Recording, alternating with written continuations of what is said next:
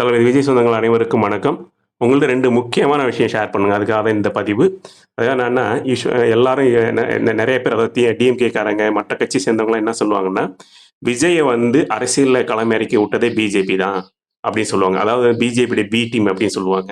ஆனா அது இல்ல அப்படின்னு நேத்தைக்கு அந்த விஷயம் அவர் வந்து நம்ம தாவேக்கா வந்து இது பிஜேபியுடைய பி டீம் இல்ல அப்படின்னு நேத்தைக்கு ப்ரூவ் ஆயிடுச்சுங்க. எப்படி அப்படின்னா, நேத்திக்கு பிரவீன் சக்கரவர்த்தின்னு அப்படி ஒருத்தர் காங்கிரஸ்காரரு. அவர் வந்து ராகுலுக்கு ரொம்ப க்ளோஸ். ராகுலுடைய க்ளோஸ் மட்டும் இல்ல, காங்கிரஸுக்கு வியூக வகுப்பாளர் அவர்.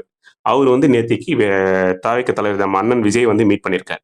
மீட் பண்ணிட்டு அவங்களுக்குள்ள என்ன பேச்சு வார்த்தை நடந்தது அப்படின்னு வெளியில தெரியப்படுத்தல.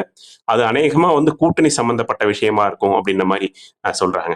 ஸோ அது என்ன இதுலேருந்து என்ன தெரியுது அப்படின்னா, பிஜேபி ஒருவேளை விஜய களமிறக்கியிருந்தனா காங்கிரஸ் தலைவர் இங்க வந்து மீட் பண்ணிக்க போறதில்ல.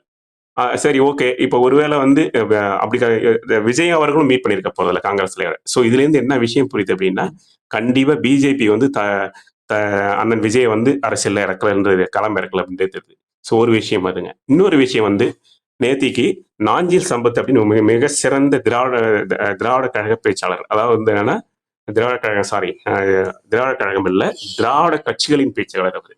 அவர் என்ன மிக சிறந்த பேச்சாளர்.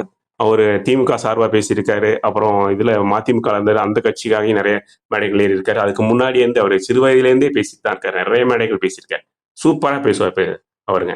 அவர் என்னன்னா இப்ப தாவேக்கால இணைஞ்சிருக்காரு.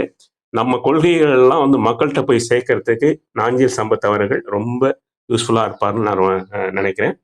அது இந்த 2 விஷயத்தாங்க உங்கள்கிட்ட ஷேர் பண்ண நினைச்சேன். நன்றி. ஜெய் விஜய்.